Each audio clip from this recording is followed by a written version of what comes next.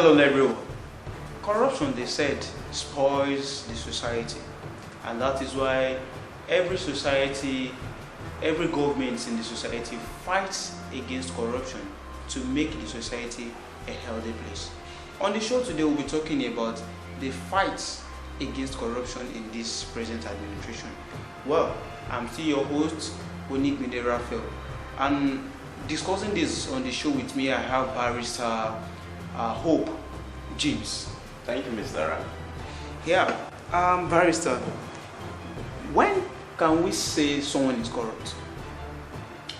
Yes, we say someone is corrupt when that person is involved in any fraudulent or any misconduct that includes bribery, or when there's a dishonesty in the part of a government or a public official who has been bestowed with public assets or public responsibility, and that person misuse that trust on him, we can gladly say that that person is corrupt.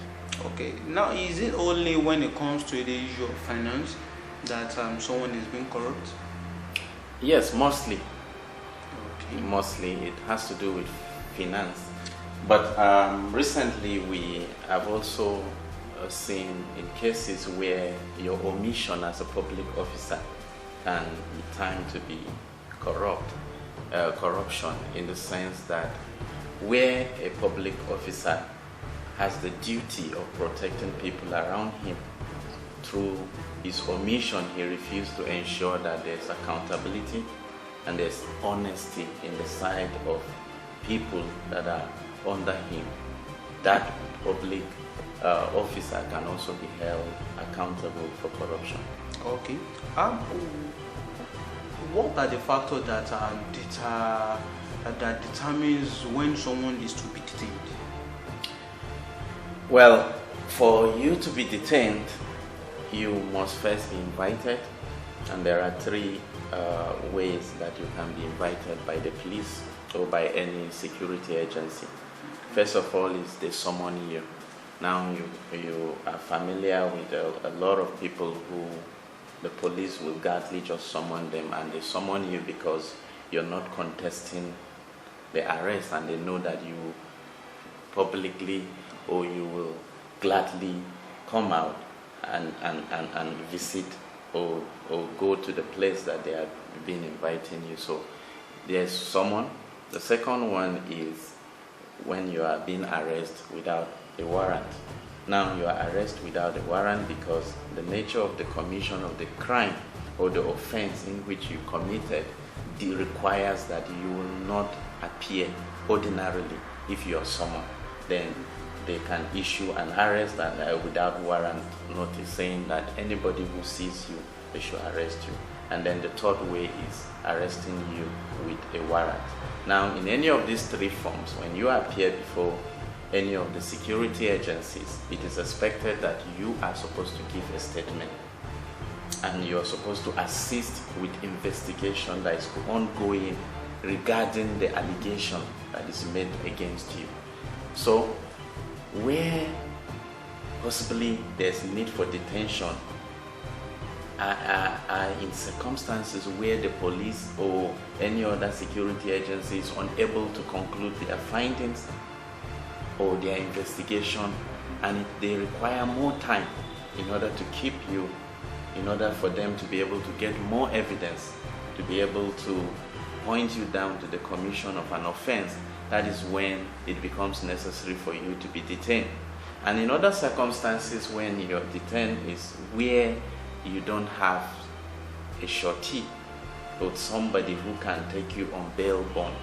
You know, as a commission of an offense has been done, and by the provisions of the Constitution, you have 24 hours, and in most cases 48 hours for you to regain your freedom. But such freedom doesn't come handy because you are expected to have a surety, and then you are supposed to be under a bail bond that in any day that I am being required to appear for the investigation, I will make myself available.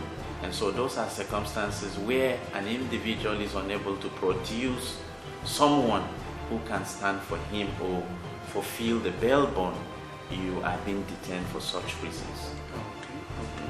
Okay, now, in Nigeria, the commission that is saddled with the responsibility to fight against corruption is the Economic Financial Crime Commission.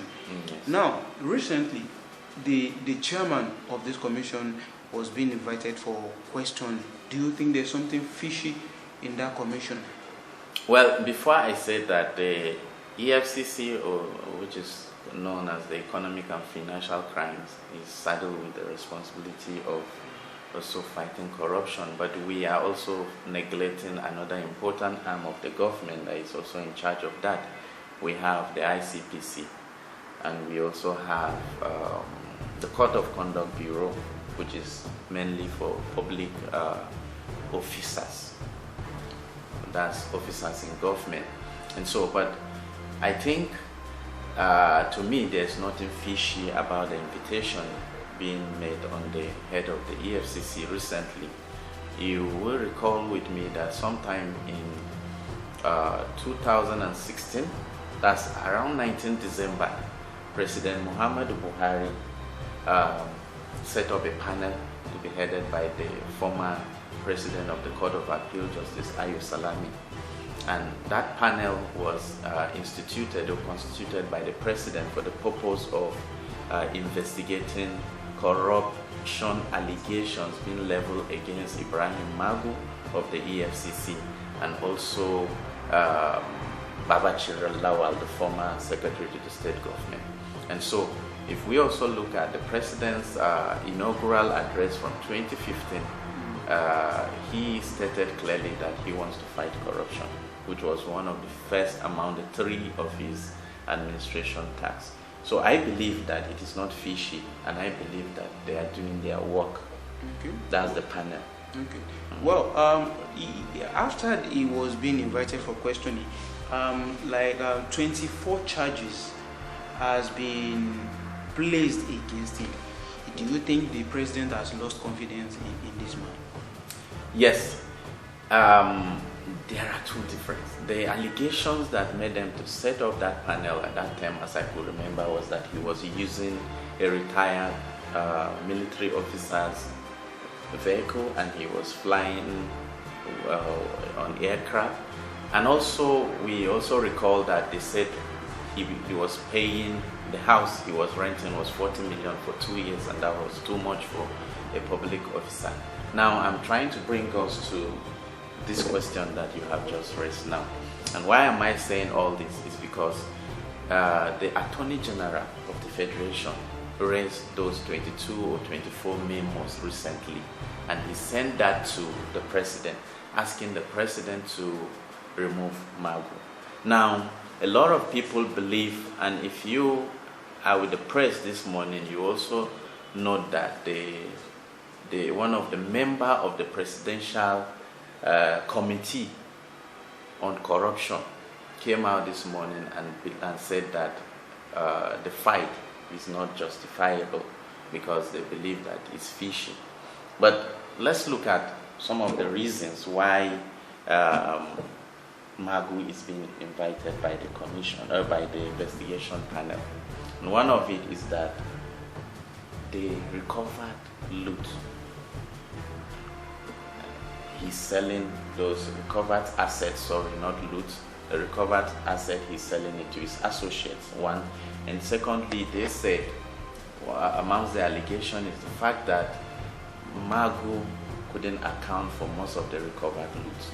If you can account back with me, you remember when the former Minister of Finance accused Magu of not giving clear details or not of the looted funds that he has recovered under him, and some other things like the mishandling of the recovered and then refusal to subject himself to the office of the Attorney General. And mind you, the Attorney General is the law officer of this country. Sorry to cut you. That reminds me.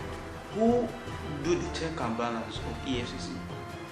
Well, by the Establishment Act 2004 of the Economic and Financial Crimes Commission, the president does the check and balance. It is the president that has the power to, by virtue of his executive powers as provided in Section 5, to provide or to appoint the executive or to appoint the director or the chairman, of the Economic and Financial Crimes Commission. Okay. Well, with this whole issue happening around the FCC, Magu, and the things now, do you think this is political? Well, because of the machineries that were being placed on ground for us to see, I believe that this fight is not political, or the issue on ground is not political. It's subject to investigation and is subject to the report of the panel, which will come out in due soon. Okay. Well, with the look of things now, the prosecutor of corruption is being prosecuted. So You're right. What does this pose? Well, it poses to us that we are not above the law as citizens of this country.